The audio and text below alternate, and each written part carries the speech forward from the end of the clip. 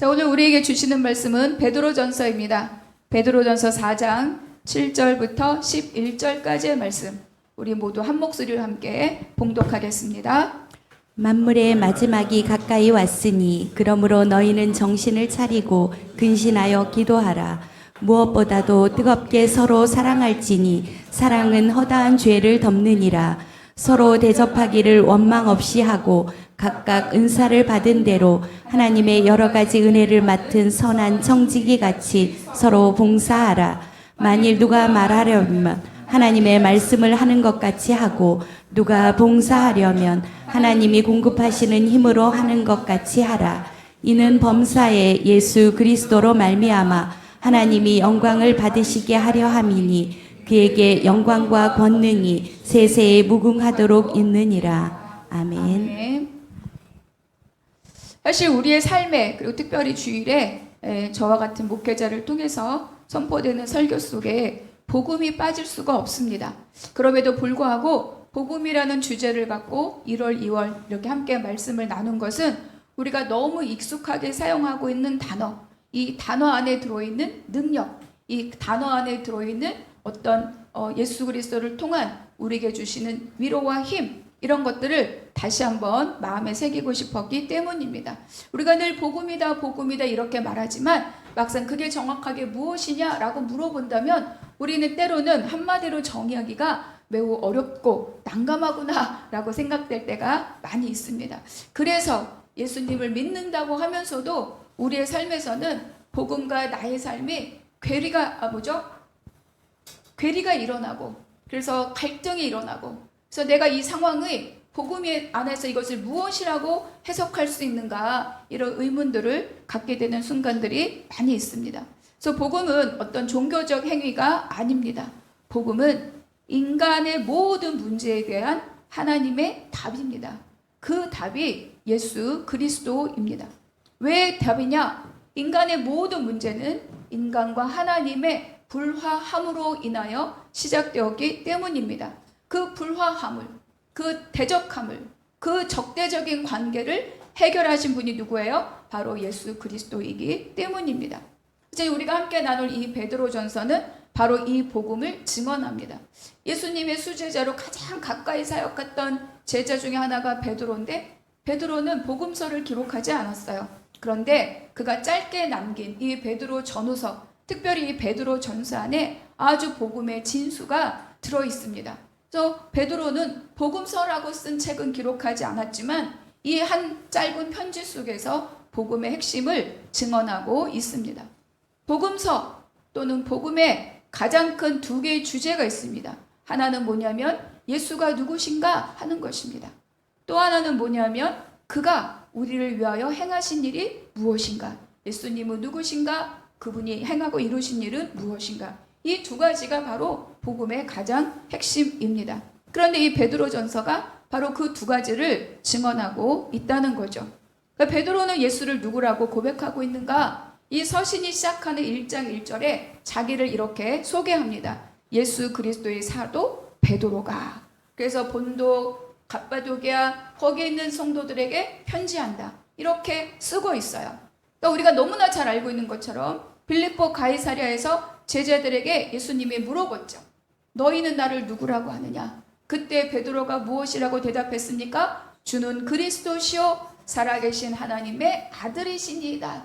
그때는 뭣도 모르고 이거 대답했다가 주님이 십자가 얘기하니까 아니 되옵니다. 그러다가 주님 뭐라 그래요? 사탄아 물러가라. 그때는 몰랐어요. 근데 지금은 알고 고백하는 거죠. 예수 그리스도의 사도된 베드로다. 바울도 모든 편지마다 예수 그리스도의 사도라고 고백하고 있습니다. 그러니까 예수는 그리스도다, 예수가 그리스도다. 이거는 무슨 뜻이냐? 예수가 메시아입니다, 이런 뜻입니다. 그리고 1장 20절에 보면은 뭐라고 기록하느냐? 그는 창세 전부터 미리 알려진 바다. 그는 창세 전부터 미리 알려진 바다. 그러니까 예수가 그리스도라는 이 말은 예수가 메시아입니다, 당신들이 기다리던 메시아입니다. 그런데 그분은 우연하게 불쑥 오신 분이 아니라 이미 성경에서 약속되어 있던 분입니다. 하나님의 구원 계획의 중심입니다. 이런 고백인 거예요. 로마서에서도 1장에서 선지자를 통하여서 성경에 미리 약속하셨다. 그 아들에 관하여. 이렇게 바울도 기록하고 있습니다. 그러니까 예수가 그리스도라는 말은 예수 그리스도, 예수 그리스도, 우리가 마치 하나 된 이름처럼 이렇게 부르고 있지만 사실은 예수는 그리스도다, 이런 뜻이에요. 예수가 누구입니까? 예수가 그리스도입니다. 예수가 누구입니까? 예수가 구원자입니다. 이게 첫 번째 정의라는 거죠. 그래서 그분이 우리를 위하여 행하신 일이 무엇이냐? 베드로전서 2장에서 이렇게 기록합니다. 24절의 말씀 같이 읽어보겠습니다. 시작. 친히 나무에 달려 그 몸으로 우리 죄를 담당하셨으니 이는 우리로 죄에 대하여 죽고 의에 대하여 살게 하려 하심이라. 그가 채찍에 맞음으로 너희는 나음을 얻었나니. 나무에 달려 뭐예요? 십자가에 달려 죽으심으로 우리의 죄를 담당하였다. 이것이 그분이 하신 일이라는 거예요.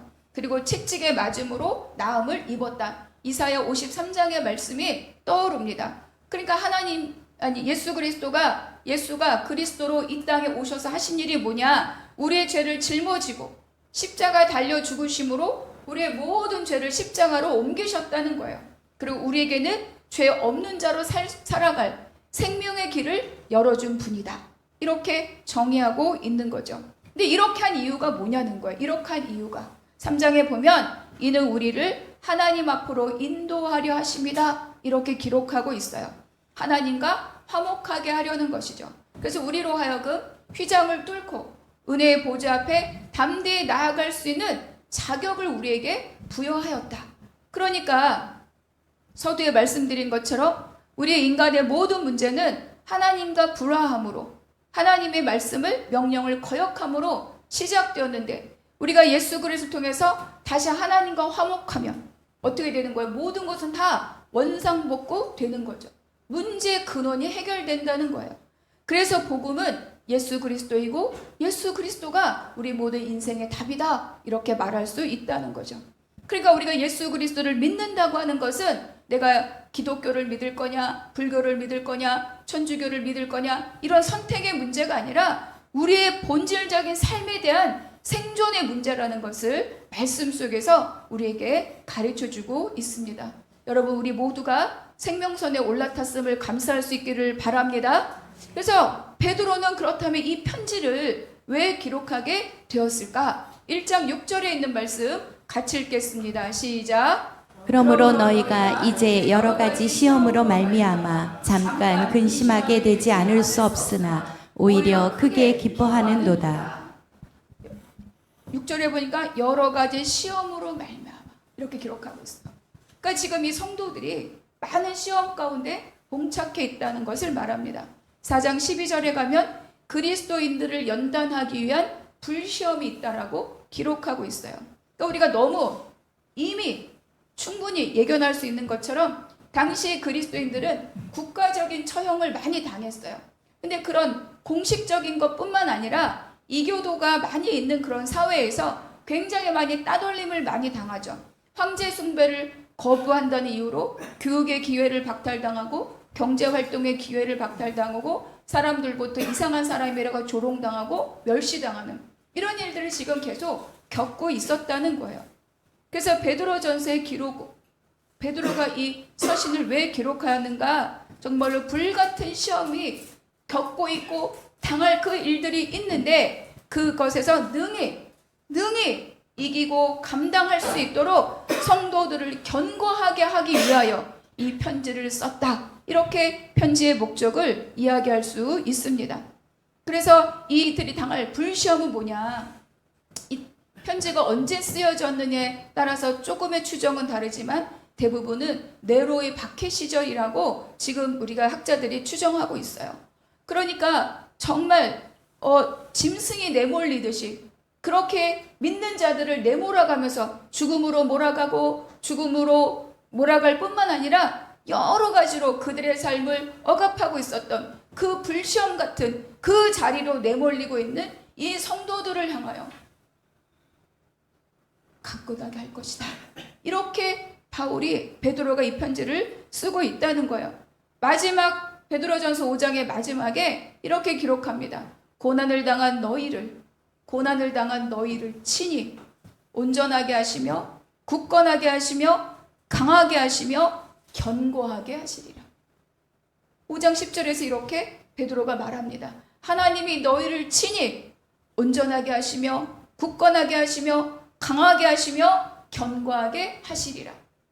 하나님께서 예수 그리스도를 믿는 우리에게 우리의 모든 고난의 삶의 자리에 우리를 온전하게 하시며 굳건하게 하시며 강하게 하시며 견고하게 하시리라. 이 약속이 저와 여러분에게 주는 약속의 말씀이 될 줄로 믿습니다. 그래서 여러분 로마서를 쓴 바울도요, 이 복음으로 너희를 견고하게 하리라 이렇게 이야기합니다. 그러니까 당시 모든 사회 정황 가운데 믿는 자들은 하루도 편안할 날이 없었다는 거예요. 그런데 누가, 세상이 아니라 나도 아니고 누구도 아니라 하나님이 이 만물을 창조하시고 예수 그리스도를 통하여서 이 만물을 회복하고자 하시는 그 하나님이 직접 우리를 견고하게 하고 강하게 하고 온전하게 하고 굳건하게 하리라 이렇게 말씀하고 있다는 거예요.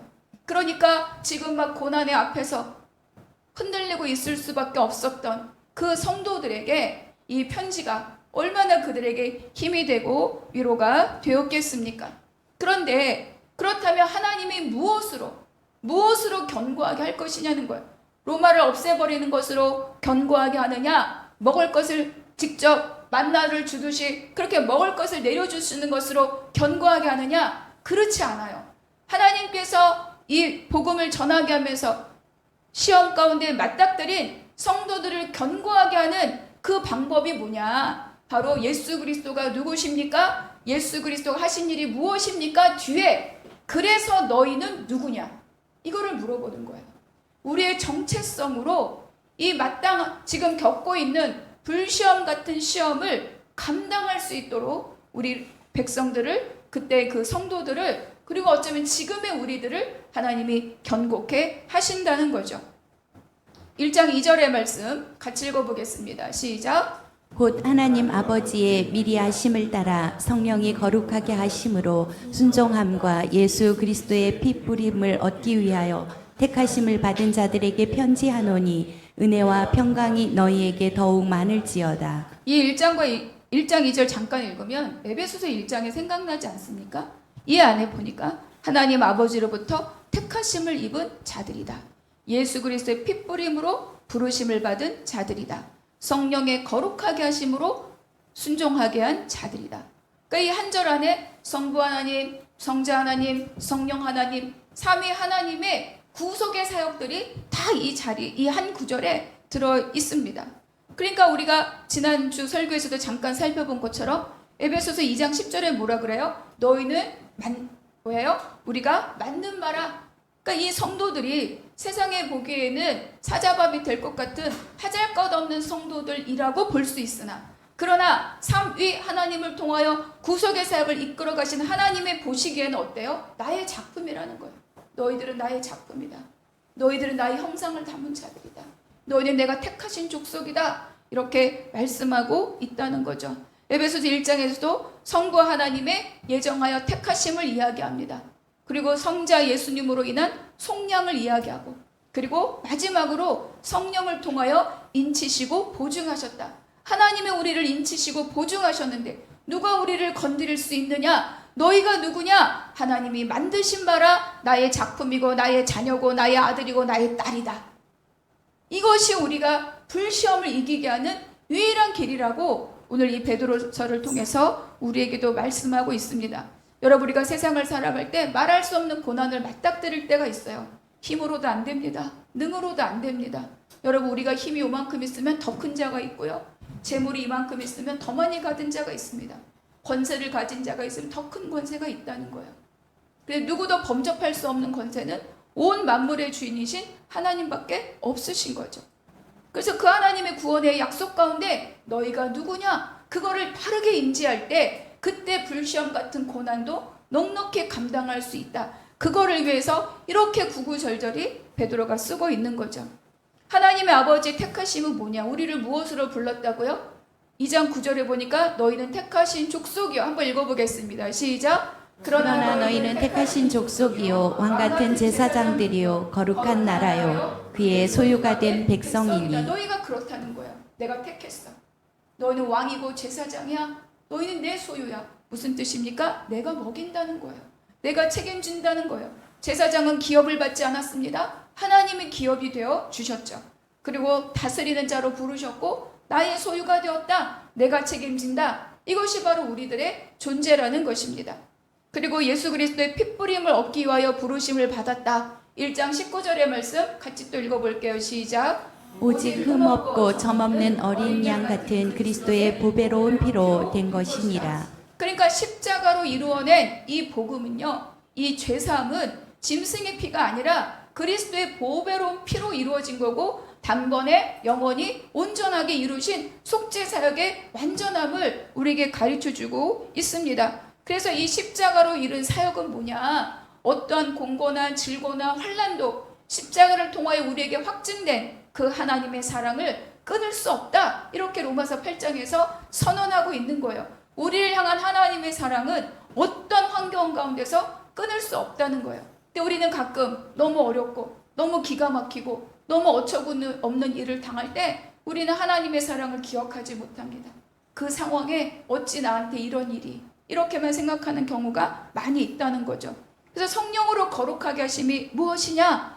1장 23절의 말씀 한 번 더 읽어보겠습니다. 시작. 너희가 거듭난 것은 썩어질 씨로 된 것이 아니요 썩지 아니할 씨로 된 것이니 살아있고 항상 있는 하나님의 말씀으로 되었느니라. 너무 뻔하지 않습니까? 썩어질 씨는 우리 그냥 육신의 생명을 말하는 거예요. 우리는 성령으로 거듭난 우리는 내가 50세를 살았네, 100세를 살았네, 그게 문제가 아니라 예수 그리스도를 통해서 뭘 얻었다고요? 영생을 얻었다는 거예요. 그는 썩어질 씨가 아니라는 거죠. 영생을 주는 생명이다. 이렇게 말씀하고 있습니다. 그래서 고난을 마주한 이 성도들에게 베드로가 말하는 거예요. 예수가 우리의 모든 것을 십자가로 다 해결하셨다. 당신들은 택하심을 입은 자들입니다. 예수 그리스도의 핏부림으로 얻은 자들입니다. 그리고 성령으로 거듭난 자들입니다. 이렇게 말씀하고 성도들을 견고하게 세워주고 있는 거죠. 여러분, 이 말씀이 저와 여러분에게 내가 어떠한 사람인가 생각하고 힘이 되고 위로가 될 수 있기를 바랍니다. 이것이 우리가 믿는 그리스도인으로서 이 세상을 살아갈 때 바로 우리가 든든하게 붙들 수 있는 하나님의 약속 가운데 있는 우리의 정체성입니다.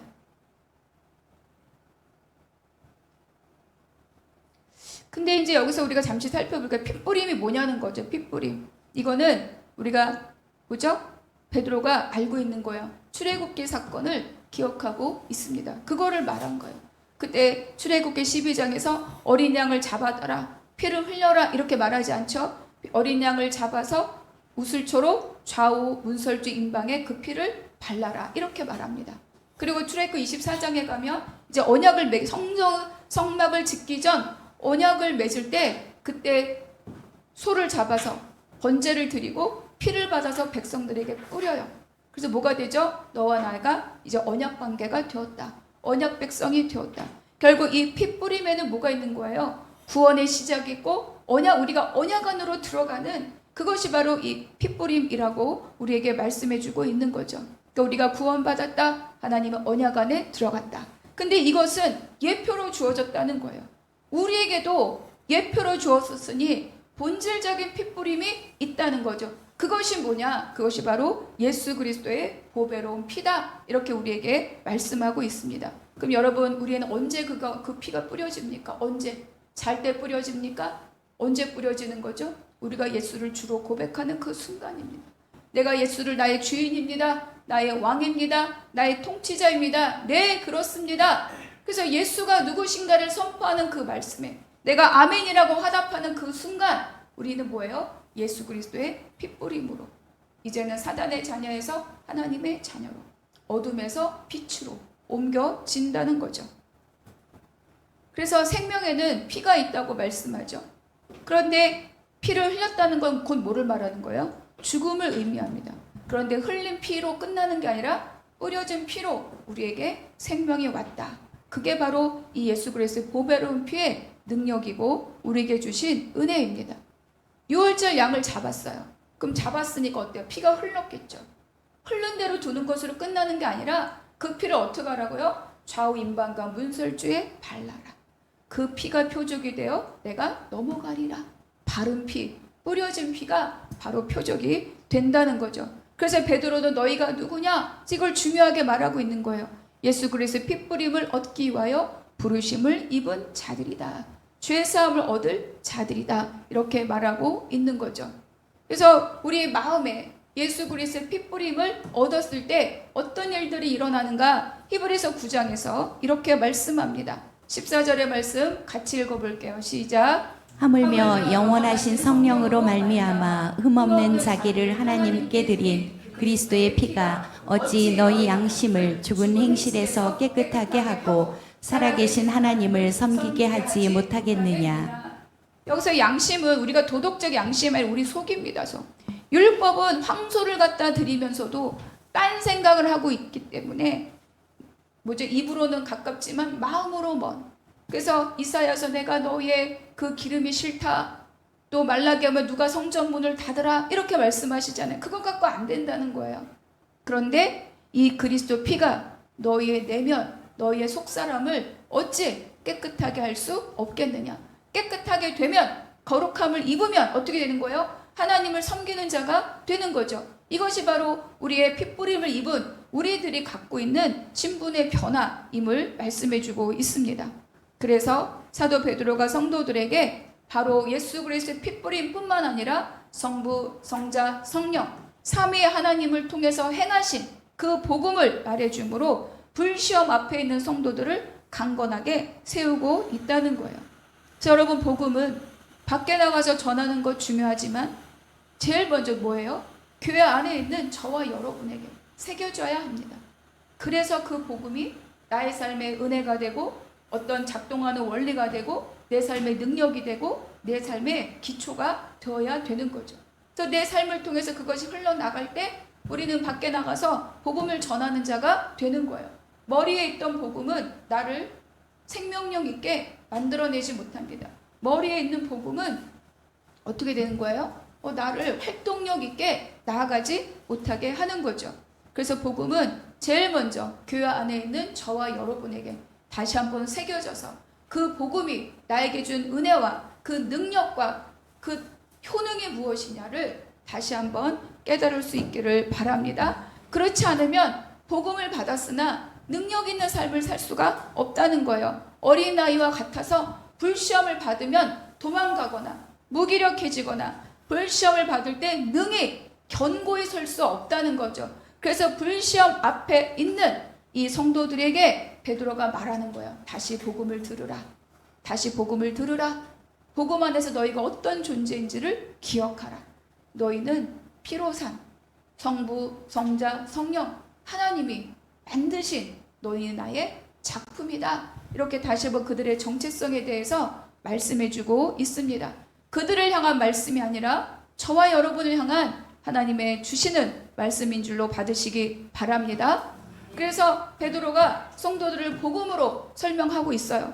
그러면서 복음의 하나하나를 우리에게 다시 한번 말씀해주고 있는 거죠. 그 첫째가 뭐냐? 바로 예수 그리스도가 당한 고난과 십자가입니다.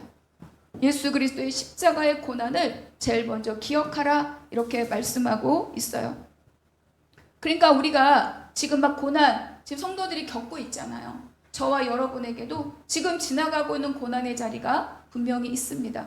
그때 이 고난, 저 고난, 이거 한 고비 넘었더니 또 한 고비가 왔구나. 이게 아니라 그때 뭐를 보라는 거예요? 예수 그리스도가 당한 그 십자가의 고난을 기억해보라. 그 십자가의 고난을 보라는 거예요.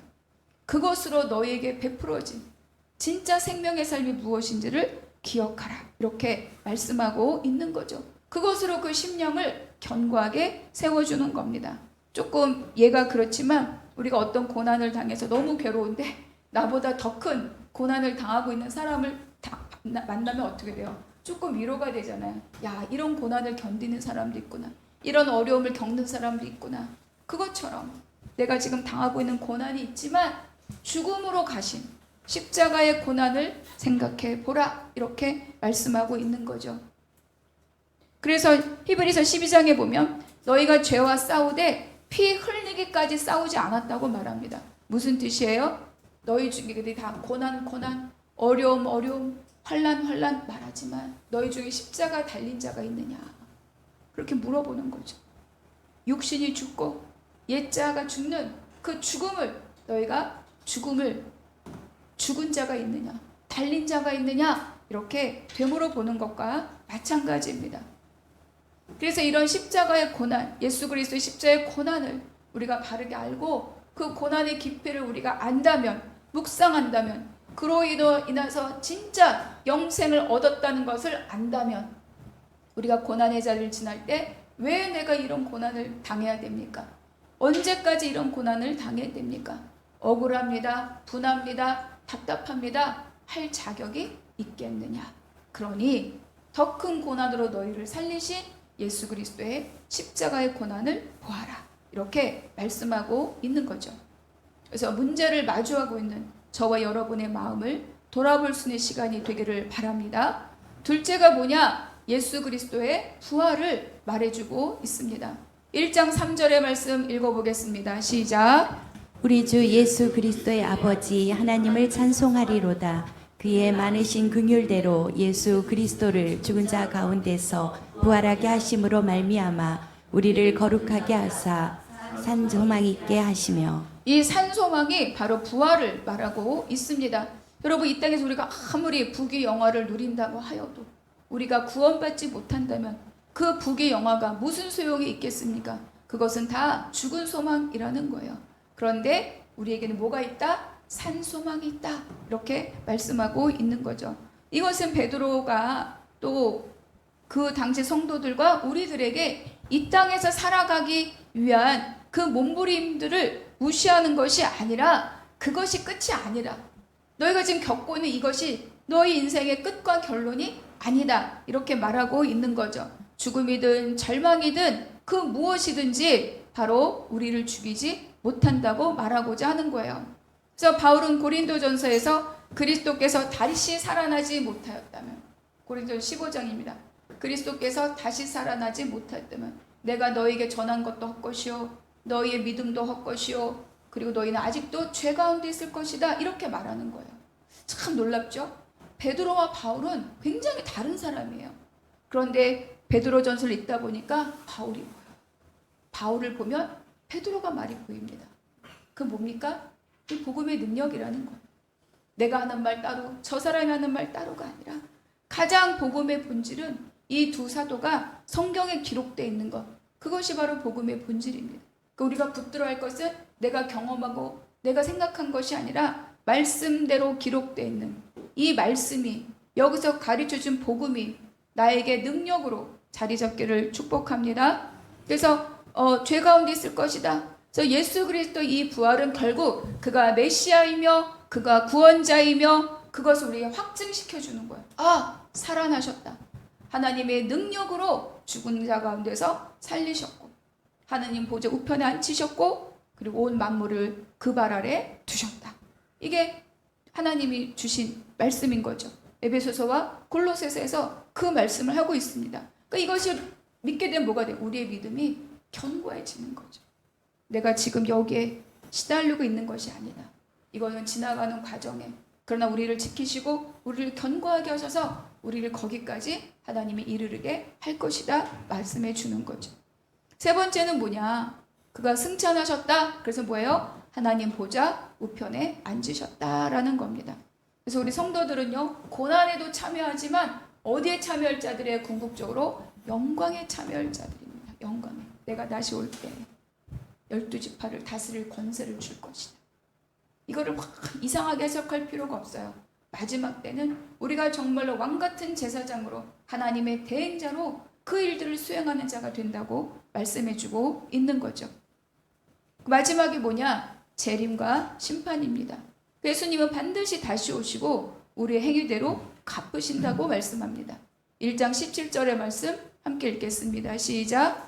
외모로 보시지 않고 각 사람의 행위대로 판단하시는 이를 너희가 아버지라 부른즉 너희가 나그네로 있을 때를 두려움으로 지내라. 그렇죠. 그래서 사람의 죽음이 끝이라고 생각하고 있다면 이거는 아니라는 거예요. 그것이 끝이 아니야. 세상은 그것이 끝인 것처럼, 그래서 이 땅에서 먹을 만큼 먹고 입을 만큼 입고 누릴 만큼 누리고 즐길 만큼 즐기는 게 복이라고 말하지만 아니다. 더 큰 영생의 자리가 있다. 이처럼 시험을 앞둔 성도들에게 십자가와 부활과 승천과 재림과 심판과 마지막 때의 영광을 우리에게 말씀해주고 성도들에게 힘을 북돋아주고 있습니다. 그래서 베드로가 말하는 거야. 아까 1장 6절에 있었던 것처럼 너희가 잠깐 근심하지 않을 수 없으나, 우리가 당하는 이 모든 일들은 뭐예요? 잠깐이라는 거예요.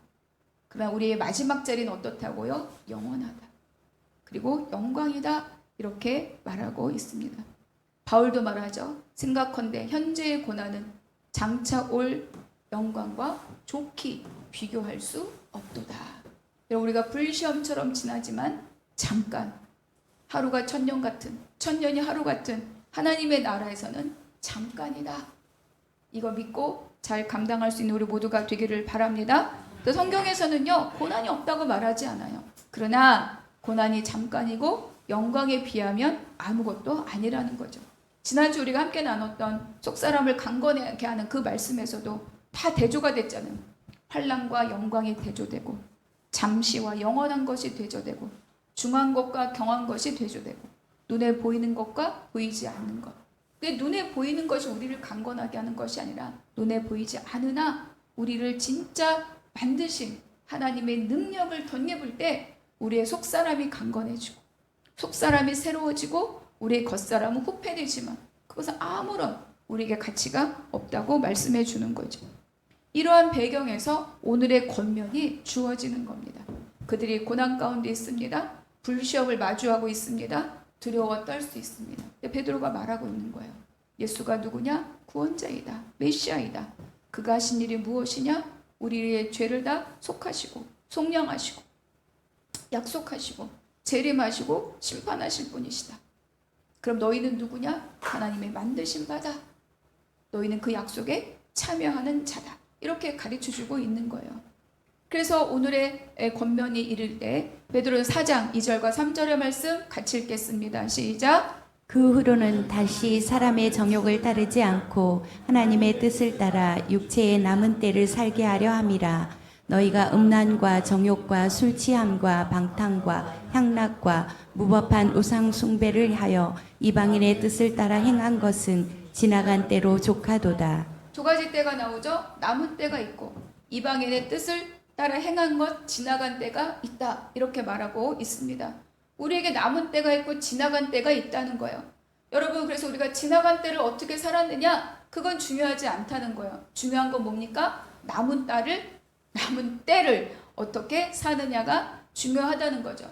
여러분, 남은 때를, 그 시간들을 어떻게 사느냐에 따라서 지나간 시간에 대한 가치가 달라집니다. 지나간 때에 대한 가치가 새로워지는 거죠. 여러분, 출애굽 1세대가 홍해를 건넜습니다. 그런데 어때요? 그들이 다 광야에 엎드려져 죽었어요. 출애굽 2세대는 요단을 건너서 하나님이 약속하신 약속의 땅을 전쟁을 통해서 차지하고 그 땅의 나라를 세웠습니다. 출애굽 2세대는 누구냐? 다 광야에서 태어난 사람들이에요. 출애굽 1세대가 기억하는 광야는 다 불편하고 어렵고 힘든 겁니다. 그래서 원망과 불평으로 그 광야를 끝내요. 그러나 출애굽 2세대가 기억하는 광야는 어떤 것입니까? 하나님이 먹이시고 입히시고 돌보시고 지키시고 인도하신 곳이다. 똑같은 광야죠. 내가 남은 때를 어떻게 사느냐에 따라서 원망과 불평으로 죽어 넘어가는 자리냐, 하나님이 먹이시고 입히시고 인도하시고 신발이 헤어지지 않고 발이 부르트지 않고 그렇게 우리를 이끌어 가신 자리냐, 다르다는 겁니다. 남은 때를 사는 것이 그래서 중요하다는 거죠. 그래서 바로 이 말씀은 하나님의 뜻을 따라입니다. 하나님의 뜻을 따라 남은 때를 살라. 그렇게 말씀하고 있습니다. 그래서 7절입니다. 같이 읽겠습니다. 시작. 만물의 마지막이 가까이 왔으니 그러므로 너희는 정신을 차리고 근신하여 기도하라. 만물의 마지막 때가 이제 하나님의 때인 거죠. 마지막 종말의 때이지만 우리 하루하루의 끝자락도 마찬가지입니다. 우리가 몇 주 전에 함께 살펴보았던 누가복음 말씀, 불의한 종이 마지막 때, 이제 끝났다, 세마라, 그 마지막 때를 알고 무엇을 준비했는가를 기억해 봅시다. 그 지혜가 우리에게 필요하다는 거예요. 예수님은 그의 불의함이 아니라 그의 지혜를 칭찬하셨던 거죠. 그래서 우리가 해야 할 가장 중요한 일은 뭐냐? 때를 알고 정신을 차리고 근신하여 기도하는 일입니다. 정신을 차리란 말은 바르게 생각하라는 뜻이에요. 우리 뭐 그냥 아주 노골적인 표현으로 정신 차려, 충분히 인지가 되지 않습니까? 그래서 바르게 생각하라. 우리가 진짜 소망할 일이 무엇이며 우리가 진짜 바라보고 기대할 일이 무엇인지를 바르게 알라, 이런 뜻인 거죠. 매일매일 마귀가 우는 사자와 같이 두루 삼킬 자를 찾아가 다니는 이때, 어제, 오늘, 내일, 종말의 때, 또 지금 우리가 살아가는 이 시대에 그렇게 두루 찾고 있을 때 우리가 어떻게 기도해야겠습니까? 여기서 말하니까 근신하여 기도하라. 아파요, 힘들어요, 가난해요, 배고파요 라는 것으로가 아니라 이제는 그것을 뛰어넘어서, 그것을 지나서 어떻게 기도해야 된다? 예수를 바라보라, 이렇게 말씀해주고 있습니다. 히브리서 12장 2절의 말씀 함께 읽겠습니다. 시작. 믿음의 주요 또 온전하게 하시는 이인 예수를 바라보자. 그는 그 앞에 있는 기쁨을 위하여 십자가를 참으사 부끄러움을 개의치 아니하시더니 하나님 보좌 우편에 앉으셨느니라. 믿음의 주요 온전하게 하시는 이 예수를 바라보자. 땅의 것에 마음을 빼앗기는 것이 아니라 위의 것을 바라는 거죠. 예수를 바라보자. 그래서 우리의 기도가 날마다 더 깊어질 수 있기를 바랍니다. 매번 젖을 달라고 우는 갓난아기와 같은 기도에서 이제 성장하여서 예수를 바라보는 기도를 하는 거죠. 내가 먼저 복음의 은혜 안에 거하여 불시험 때문에 원망하고 도망하는 자가 아니라 불시험이 있어도 예수를 더 깊이 알아가고 그 불시험 때문에 내가 진짜 참 생명의 가치와 복음의 능력과 가치를 깨달아 아는 것으로 인하여서 기뻐할 수 있는 저와 여러분이 되기를 바랍니다. 내가 복음 안에서 거하는 삶이란 과연 무엇이냐? 이 땅에서 잘 먹고 잘 사는 것이냐? 하나님이 그 복은 없다라고 말씀하지 않습니다.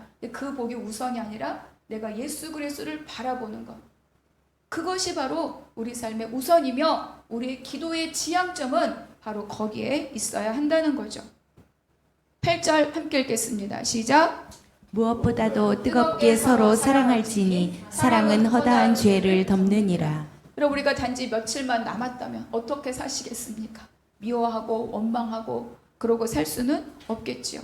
그래서 고난의 마지막 때를 살아가고 있는 개인과 그때를 함께 살아가고 있는 공동체가 어떻게 지내야 하는가를 말해주고 있습니다. 외부의 압박이 강력해질수록 이기는 방법은 뭐예요? 내부의 결속이 더욱 든든해지는 겁니다. 가정에 어려움이 왔는데 가족끼리 다 갈등하고 떠나고 있다면 어떻게 그 가정이 지켜지겠습니까? 믿음으로 인해서 핍박당하고 생명을 담보받아야 되고 그리고 또 재산을 몰수당하는 위기에서 서로 지키는 방법이 뭐냐? 서로 뜨겁게 사랑하는 것이라는 거예요.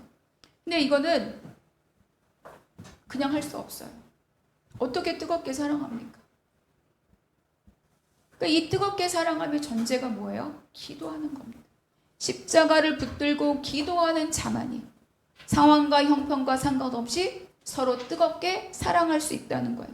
십자가의 사랑을 내가 누린 자, 내가 저 큰 사랑으로 내가 용서받고 은혜받고 사랑받은 자이다 라는 것을 아는 자가, 십자가로 용서받음의 은혜를 아는 자가, 그것을 누리는 자가 바로 허다한 죄를 덮어주는 사랑을 함께 할 수 있다는 거죠. 허다한 죄를 덮는다는 것은 범죄를 덮어준다는 뜻이 아닙니다. 여기서 허다한 죄를 덮는다는 것은 우리의 기본적인 죄성, 이 죄성이 갖고 있는 죄성으로 해서 관계가 파괴된 것, 죄를 지어서 하나님과의 관계가 파괴된 것처럼 우리 안에 들어온 죄성으로 관계가 파괴된 것을 극복해내는 그 사랑을 말씀해주고 있습니다. 우리 누가복음 15장에 돌아온 탕자 예화가 있잖아요. 그렇죠? 아들이 아버지의 재산을, 유산을 달라는 거는 아버지의 죽음을 기다린다는 것과 똑같거든요. 유산을 미리 받아서 떠나고 창기로 이날 다 탕진하고 그 집골로 돌아옵니다. 그때 아버지가 한 일이 뭐예요? 어떤 것도 묻지 않고 아무 조건 없이 그 받아준 아버지의 사랑, 그 아버지의 사랑이 아들의 죄를 덮어준 거죠. 그러니까 아버지는 아들이 욕심과 교만으로 깨뜨린 관계를, 그 부자 관계를 아버지가 사랑으로 회복시켰어요. 이것이 바로 허다한 죄를 덮는 사랑입니다. 그런데 이 아들의 좋은 스토리만 있는 게 아니야. 그 옆에서 아주 이 상황을 눈을 크게 뜨고 불평하고 불만하고 일을 가는 아들이 있었죠. 누구예요? 바로 큰아들입니다. 그러니까 이 큰아들은 그 집안에 있었던 또 다른 반역자였던 거죠. 그러니까 우리가 이 큰아들과 같은 시선을 갖고 있다면 어떻게 서로를 향하여 뜨겁게 사랑할 수 있겠습니까? 그러니까 모르는 거예요. 자기가 아버지 집 안에 있으면서 얼마나 큰 은혜를 입었으며 얼마나 큰 보호 가운데 있었으며 얼마나 큰 위임받은 권세가 있었는지는 잊어버리고 나가서 방탕하게 살았던 아들 벌도 주지 않고 대가도 치르지 않고 종으로 삼지 않고 아들로서 인정해준 그 아버지의 사랑에 대해서 반박하고 있는 거죠. 그래서 이런 사랑은 서로 뜨겁게 사랑하라, 허다한 죄를 덮을 수 있는 사랑은 그냥 좋은 마음으로 하는 것이 아니라 내가 십자가에 붙들렸을 때 그때 할 수 있는 사랑입니다. 그래서 예수를 바라보고 기도하는 자가 이 사랑을 이루어갈 수 있음을 기억할 수 있기를 바랍니다. 그래서 모든 전제는 십자가 붙들고 기도하는 것으로부터 시작이 됩니다. 9절과 10절 같이 읽을게요. 시작. 서로 대접하기를 원망 없이 하고 각각 은사를 받은 대로 하나님의 여러 가지 은혜를 맡은 선한 청지기 같이 서로 봉사하라. 만일 누가 말하려면 하나님의 말씀을 하는 것 같이 하고 누가 봉사하려면 하나님이 공급하시는 힘으로 하는 것 같이 하라. 점점 이제 실천 사항으로 나아갑니다. 베드로는 서로 대접하라. 그 당시 이 대접은요 굉장히 중요한 사역이었어요.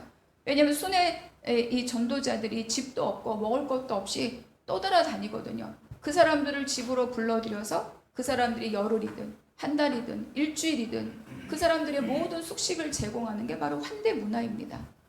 그런데 이제 그거를 대접을 하라는 거예요. 그러니까 이 대접은 바로 아까 말했던 사랑의 실천입니다. 그런데 사랑이 없이 의무적으로 대접하려면 불편하고 번거롭고 부담스럽고 그렇죠? 하기 싫습니다. 그러니까 원망과 불평이 없이 대접하려면 앞에 두 가지가 어때요? 전제되어야 합니다.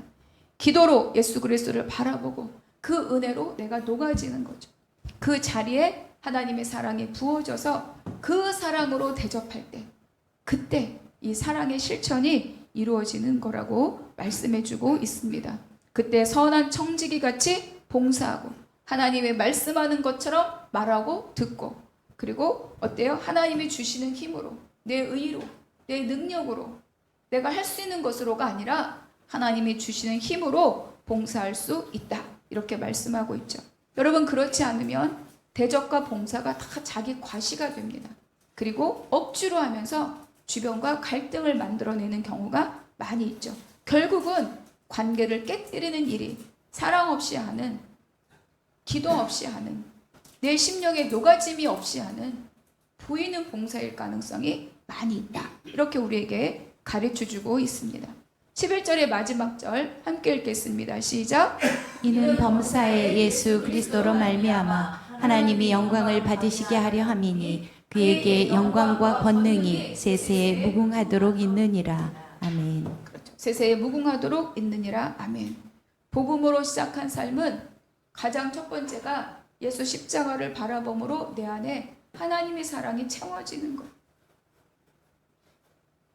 이게 너무너무 놀라운 비밀이라는 것을 요즘 새삼스럽게 더 많이 깨닫습니다. 여러분 우리는 나의 갖고 있는 마음으로도 많은 일들을 할 수 있어요. 근데 뛰어넘는 예수 그리스도를 통해서 보여주신 사랑은 결국 그 사랑이 내 안에 채워질 때 그때 온전한 사랑을 이루어 간다는 거죠. 그래서 복음으로 시작한 삶은 가장 첫 번째 내 안에 하나님의 사랑이 부어지는 것입니다. 그것이 이웃과의 관계에서 사랑의 관계로 나타나는 거죠. 그 사랑의 관계로 하나님이 부탁하신 일들을 실천할 때 결과적으로 그 일들이 어떻게 드러나느냐? 하나님의 영광이 된다. 이렇게 우리에게 말씀해 줍니다.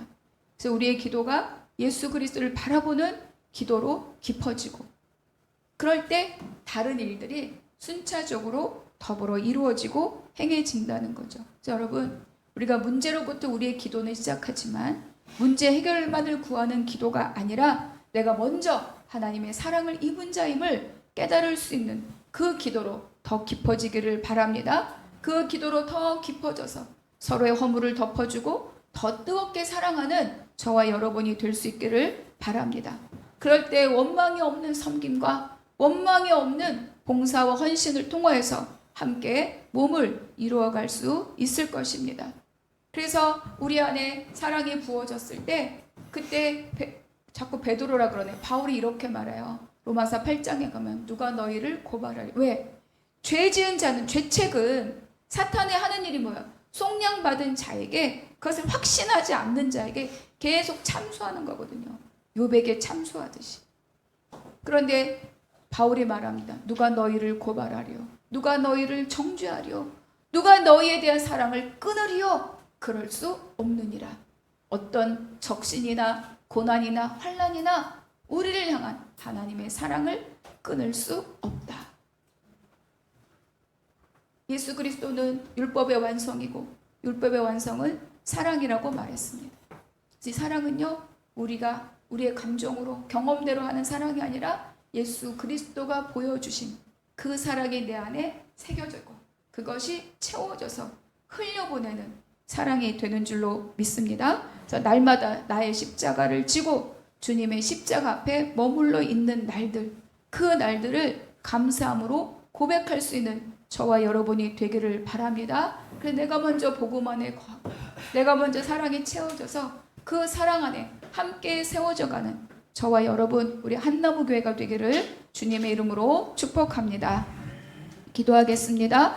하나님 감사합니다. 복음과 삶의 6째 시간을 보내면서 다시 한번 우리가 십자가로 돌아갑니다. 아버지, 우리는 자꾸 눈에 보이는 환난과 고난을 마음을 빼앗길 때가 있지만 그러나 그 모든 상황 속에 주님은 우리에게 요청하십니다. 예수 그리스도를 바라보라. 십자가를 바라보라. 그의 사랑이 우리에게 채워지고 새겨질 때 우리가 넉넉히 이 모든 상황들을 이기고 감당할 수 있는 자가 될 것임을 다시 한번 말씀해 주셔서 감사합니다. 그 사랑을 새기는 우리 모두가 되게 하여 주시옵소서. 우리 주 예수 그리스도의 이름으로 기도하옵나이다. 아멘.